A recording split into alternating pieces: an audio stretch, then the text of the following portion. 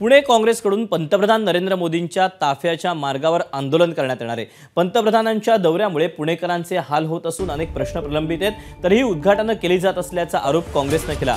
पण पोलिसांनी काँग्रेस नेत्यांना आंदोलनासाठी परवानगी नाकारलेली असून नोटिसा बजावल्यात। मात्र काँग्रेस नेते आंदोलनावर ठाम आहेत।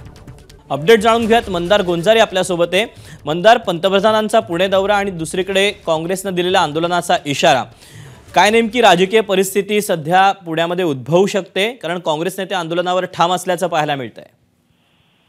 पंतप्रधान नरेंद्र मोदी पुणे एअरपोर्टला आल्यानंतर तिथून रस्त्याच्या मार्गे सिव्हिल कोर्टला पोहोचणार आहेत, जिथं त्यांच्या हस्ते मेट्रोच्या मार्गिकेचं उद्घाटन होणार आहे। मात्र यामुळे पुण्यातील मोठे रस्ते बऱ्याच काळासाठी बंद ठेवावे लागणार आहेत आणि त्यामुळे पुणेकरांचे हाल होणार आहेत, असा काँग्रेसचा आरोप आहे। त्यासाठी पंतप्रधानांच्या मार्गावरती आंदोलनाची परवानगी मिळावी अशी मागणी काल काँग्रेसकडून करण्यात आली होती।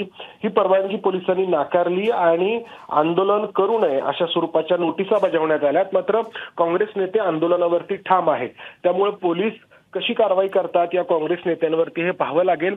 आजच्या या आंदोलनामध्ये जिल्ह्यातील काँग्रेसचे सगळे आमदार, मग संग्राम थोपटे असतील, संजय जगताप असतील किंवा रवींद्र धंगेकर असतील, यासह सगळे प्रमुख पदाधिकारी सहभागी होणार आहेत। एकीकडे पंतप्रधान नरेंद्र मोदींच्या आजच्या दौऱ्याच्या माध्यमातून येणाऱ्या विधानसभा निवडणुकीचं रणशिंग फुंकलं जाणार आहे, तर दुसरीकडे काँग्रेसकडून देखील या निमित्ताने त्यांचं जे राजकारण आहे ते पुढे ठेवण्याचा प्रयत्न होतोय।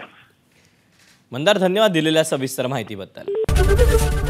एबीपी माझा, उघडा डोळे बघा नीट।